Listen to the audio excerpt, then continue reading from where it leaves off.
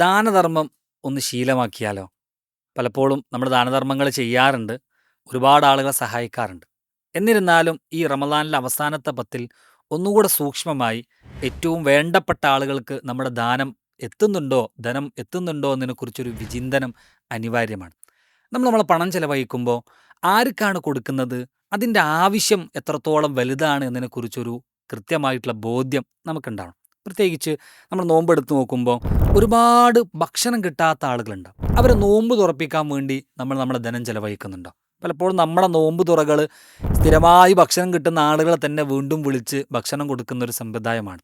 എന്നാൽ ഭക്ഷണം കിട്ടാത്ത ആളുകളെ, അതേപോലെ തന്നെ പാവപ്പെട്ട ആളുകളെ, രോഗികളായിട്ടുള്ള ആളുകളെയൊക്കെ നോമ്പ് തുറപ്പിക്കാൻ വേണ്ടി നമ്മുടെ ധനത്തെ നമ്മൾ ചെലവഴിക്കണം.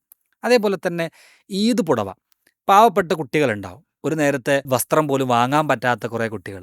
അവർക്ക് നമ്മളെ പണം കൊണ്ട് ഒരു പുടവ വാങ്ങിക്കൊടുത്ത് അവരെ സന്തോഷിപ്പിക്കാൻ നമ്മളെ ധനം, നമ്മളെ സ്വതക്ക ഉപയോഗപ്പെടുത്താൻ നമുക്ക് സാധിക്കേണ്ടതുണ്ട്.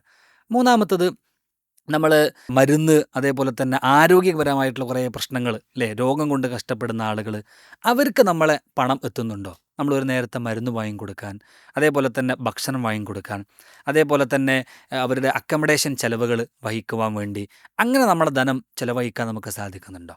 അതേപോലെ സ്വതക്കയുടെ മറ്റൊരു കാര്യം, നമ്മൾ ഈ മതപരമായിട്ടുള്ള സ്ഥാപനങ്ങൾക്ക് വേണ്ടി നമ്മൾ സ്വതക്ക കൊടുക്കുന്നുണ്ടോ?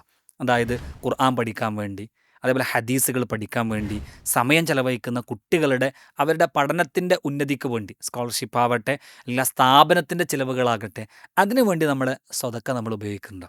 അപ്പോൾ നമ്മുടെ സ്വതക്കയെ നമ്മൾ എവിടേക്കാണ് കൊടുക്കുന്നത്, അതിൻ്റെ ഒരു കൃത്യത, ഒരു വ്യക്തത, അല്ലെങ്കിൽ പ്രാധാന്യമനുസരിച്ച് കൊടുക്കാൻ, ഇങ്ങനെയൊക്കെ നമ്മളെ പണത്തെ നമ്മൾ കൃത്യമായിട്ട് ഉപയോഗിക്കുമ്പോൾ നമുക്ക് ആത്മാർത്ഥമായിട്ട് റമദാനിനെ പൂർത്തീകരിക്കാൻ പറ്റും. പടച്ചോനെ, എൻ്റെ സമ്പത്തിനെ ഞാൻ ഇങ്ങനെയൊക്കെ ചെലവഴിച്ചിട്ടുണ്ട് എന്ന് ഉറപ്പിക്കാൻ പറ്റും.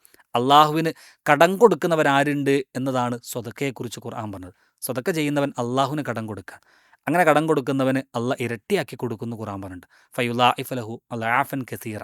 അപ്പോൾ നമ്മൾ ആത്മാർത്ഥമായി ദാനം ചെയ്യുക. അള്ളാഹു സ്വീകരിക്കുമാറാവട്ടെ.